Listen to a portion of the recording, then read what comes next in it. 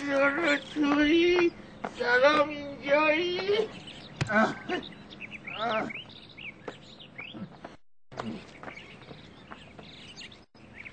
سلام پدر جان، شما چطور؟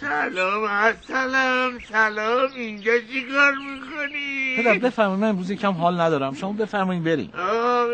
یعنی دیگه دوستم نداری بی وفا؟ پدر خواهش میکنم بفرمایید. افسرده شدی؟ بله احتمالا. اسم چی بود؟ مستشار تویی؟ بله. مردی یه ساعت من سر کار گذاشتی؟ عجب گرفتاری شدیم. گرفتار عشق ناز خاتون؟ نه اصلا. میخوای ردیف کنم با ناز خاتون ازدواج کنی؟ به هیچ وجه. معروف میکنی یه ازدواج دور هم میزنیم دیگه. آقا بفرمایید بی خیاله. اگه قصد ازدواج نداری چرا رو مردم اسم میزنی؟ تو کی بودی؟ مستشار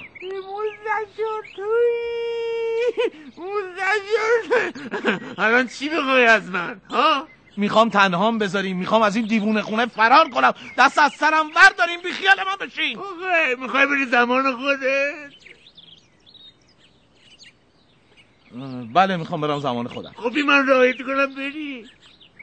شما زمان چه میدونی چیه؟ سفر در زمان چه میدونی؟ حرفا رو چه میدونی چیه؟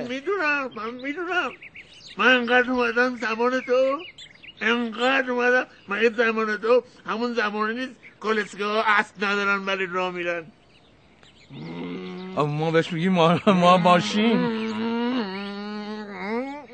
درسته؟ بله. اگه زمان تو همون زمان نیست کالسکه ها پرواز میکنن. آفرین هواپیما. به زمان تو همون زمان نیستش که کالسکه ها اسب ندارن ولی حرف میزنن. ها؟ نه اون مال زمان تو نبوده.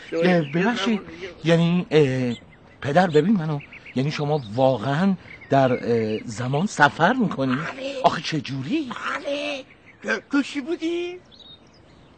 من مستشار هستم. مستشار تویی؟ خب بیا مطبخ، من راهیت کنم بری زمان خودت.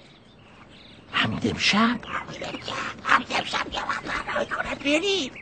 باشه در میزن کیه؟ من در میرم در رو باقا میکنم. امشب بیا اصغل. خوشبختم منم مستشارم. مستشار تویی؟ بیا سیو اومدم اینقدر در نزن.